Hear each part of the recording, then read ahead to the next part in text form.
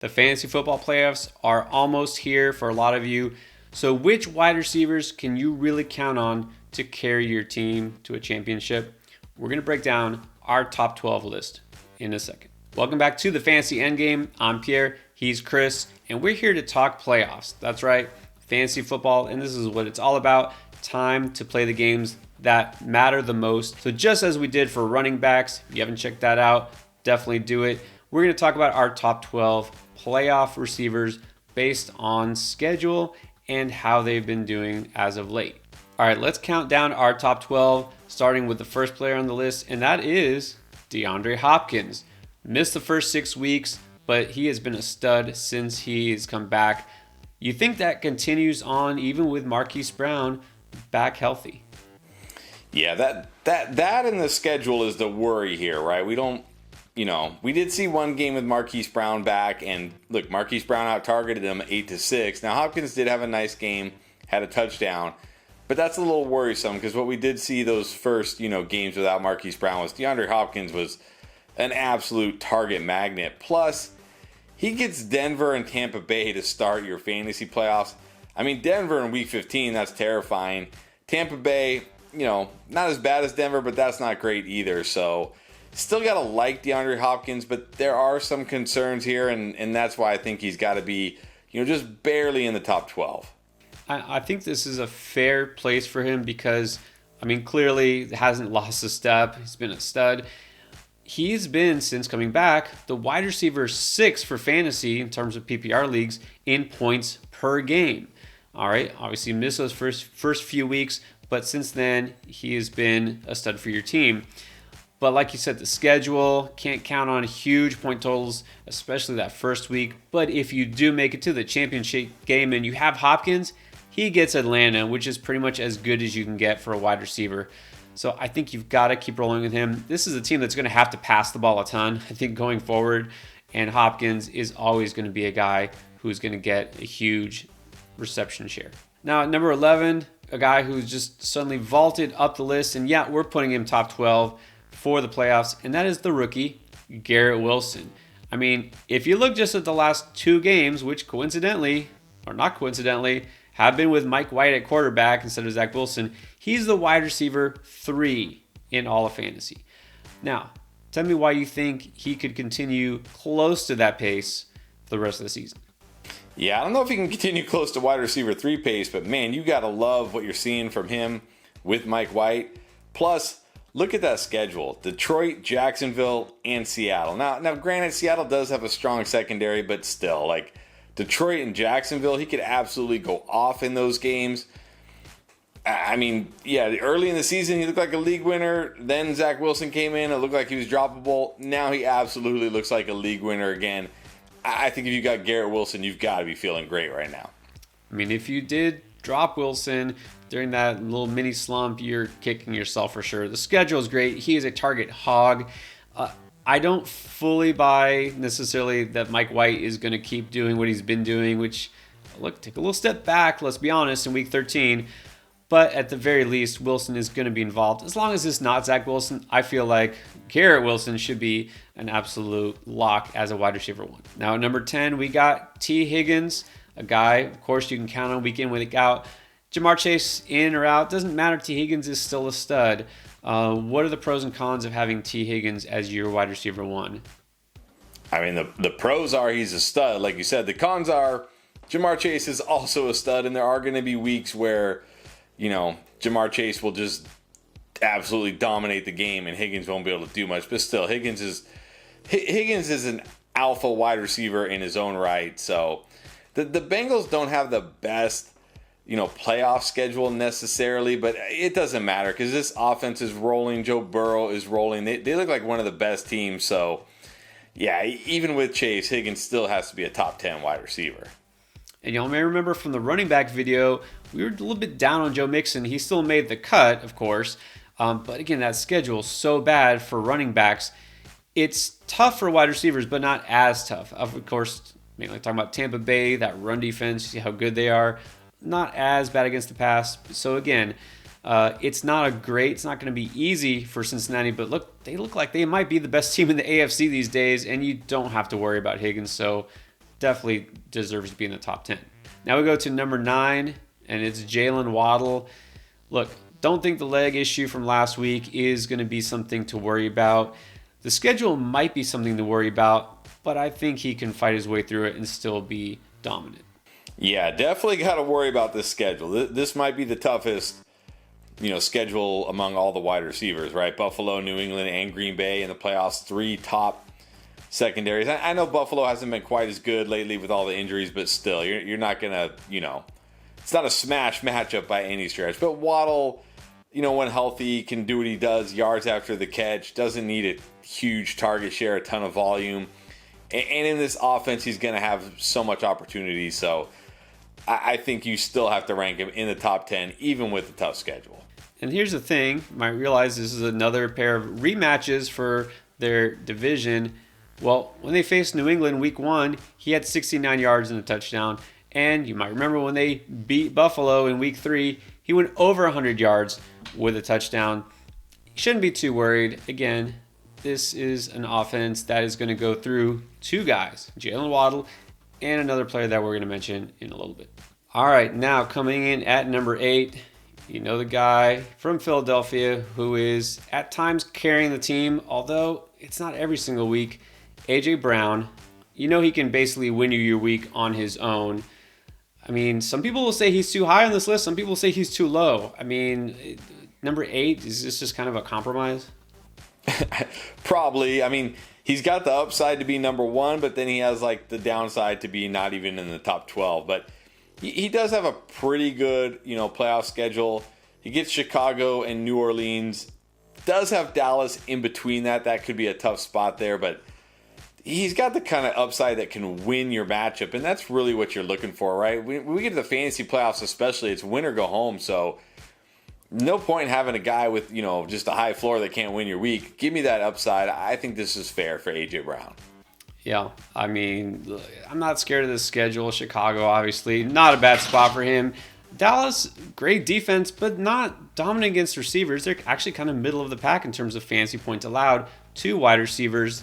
And then New Orleans, don't scare me at all. So A.J. Brown, I mean, there's really no doubt he has to be starting for you every week, but you want that massive upside, and I don't think any player has it as much as he does. You wondered when this guy would appear. At number 7, it is time for the sun god, Amon-Ra St. Brown.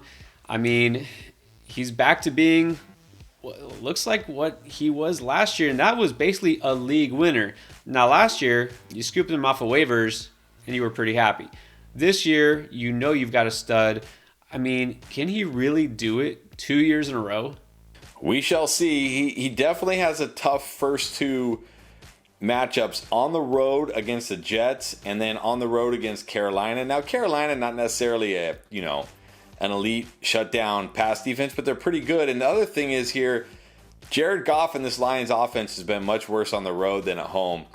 So you got to worry about those 2. But if he gets through those 2, he could absolutely win your matchup in Week 17 against Chicago. But still, he looks pretty much matchup proof at this point. So, I mean, maybe he's going to do it 2 years in a row. We're going to find out for sure. I mean, that's the thing. He's always open, and it doesn't seem to matter who they play or where. He's always getting targeted like crazy. 5th in the league in receptions. You got to wonder how much higher he would be in fantasy value. He only has 6 touchdowns based on how many catches he has. It seems like there's too many times where he just kind of falls down at the 1 yard line for Jamal Williams to punch it in. I don't know if that's going to change, but still, I mean, you always feel good when you have Amon-Ra St. Brown in your lineup. All right, now, believe it or not, the guy who really won leagues last year and was the top receiver down the stretch for the fantasy playoffs, well, we only got him at number 6, so let's explain. Ja'Marr Chase. You could definitely make an argument for him being much higher, but what is the concern here? I think the concern here, well, number 1 is the schedule. Talked about it a little bit with Higgins. They do have a tough, playoff schedule, but also we've seen it this year. Yes, he has those kind of like A.J. Brown. He has those week winning, games, which is great, but he also has those games where he's just kind of okay, because T. Higgins can also have those kind of games, and it's very rare that both have those kind of games. So, still going to be great. Ja'Marr Chase is still going to be great, but just haven't seen that, week to week upside that we kind of saw last year. So I think this is fair, especially when you look at the guys in the top 5. I think this is about as high as I could go on Ja'Marr Chase. Yeah, and look, here's the thing. Last year, everyone, of course, has always known how talented Ja'Marr Chase is, but had not seen that Burrow to Chase, connection to the level that it got. He's not going to take anybody by surprise this year. You got Tampa Bay, you got New England, you got Buffalo, all teams that are in or fighting to make the playoffs. They're not going to let Ja'Marr Chase just run wild on them. So, yes, he could definitely have big games. I'm not going to say that he's going to do what he did last year. I think number 6 is pretty reasonable. Just ahead of Chase. At number 5, the guy who is the alpha in the Cowboys offense, that is CeeDee Lamb. I mean, ever since Dak Prescott came back, Lamb has really asserted himself as one of the top guys in the league. Yeah, showing why he's an absolute stud, showing why he was drafted where he was, has been great pretty much week in and week out with Dak, and has one of the best playoff schedules. I mean, gets Jacksonville and Tennessee in the fantasy playoffs. Now, he does have Philly, in the middle there, but Dallas and Philly know each other. Like, he plays pretty well. And another thing about CD is he predominantly plays out of the slot, so he's not going to get a lot of Darius Slay or James Bradbury. So, outside of that Week 15 or Week 16 matchup, I mean, his other 2 matchups are absolute just smash matchups. I could see him having huge games in those 2 weeks. So, CeeDee Lamb, top 5. Can't go above the 4 guys ahead of him, but this feels good for him. All right, number 4, a guy who arguably has the highest ceiling of any receiver in the league, and that is Tyreek Hill. I mean, the guy just keeps putting up numbers. We talked a little bit about the Dolphins' schedule. I'm not super worried, but again, I feel like that just kind of keeps him from being, at the top or number 1 or 2. I mean, number 4, though, that's not too bad, is it?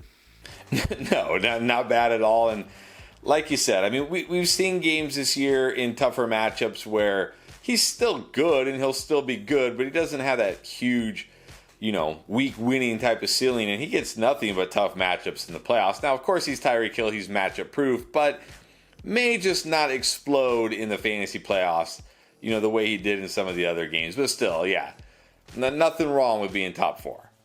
And I will say this, you've seen so far from this Mike McDaniel offense, it does not get conservative. When they play the tougher teams, they seem to push the ball more down the field. They're passing it more. And so in these spots where you think this could be a tough game, right, against Buffalo, against whoever, you might see Tyreek Hill do better in those games. So that's why you can't be scared at all. Now, number 3, this man needs no introduction, is Davante Adams. Currently the wide receiver 2 in fantasy points on the season. He's number 1 in targets. But why do we have him number 3? I mean, it's close between these guys here, and I could see Adams, being number 1 when it's all said and done because he gets that ridiculous target share. But he does have he's got a good playoff schedule. He does have New England Week 15, but then he gets Pittsburgh. But their defense has been better with T.J. Watt coming back, and then San Francisco in Week 17, who very strong defense, but is susceptible to the pass. But it's just hard to put him over the other 2 guys. That's really it. But you can make a case really for any of these top 4 guys, in my opinion, to be number 1. So, yeah, he's 3, but it's not like a knock on him or anything. At this point, we're splitting hairs. I mean, there's really no question here. These are guys who've carried you all year. They're going to carry you through the playoffs. So, again, no, it's just a number at this point. Davante Adams, just absolute monster, even in Las Vegas. And at number 2, we have the guy who's been the number 1 receiver in fantasy. It's Stefon Diggs in Buffalo. I know some people are a little worried Josh Allen hasn't looked lately like the Josh Allen from earlier in the season or last season. Is there any concern that Diggs fades at all at any point the rest of the way? I don't think so. Not to me. I mean, yeah, he's got a pretty good schedule, honestly. Miami, Chicago, Cincinnati Week 17, that could be tough. But again, he's matchup proof. That could be an absolute shootout anyways. So, again, you can make a case for Diggs number 1, Adams number 1, Hill number 1, or, of course, the guy we're going to talk about next at number 1. Number 2, great. He's great. You're starting him every week. Yeah, he's Stefon Diggs. So much for Gabe Davis eating into his targets or his touchdowns or anybody else. Diggs has gotten better this year, even when nobody else in Buffalo has really changed their role or stepped up. So, I mean, if you drafted Stephon Diggs early, you're probably heading towards a championship this year. And then the top spot goes to Justin Jefferson, guy we advocated drafting number 1 overall before the season started. You weren't disappointed, and I don't think you're going to be disappointed throughout your fantasy playoffs with Jefferson, are you? Probably not. I mean, at this point, he's proved it against every defense.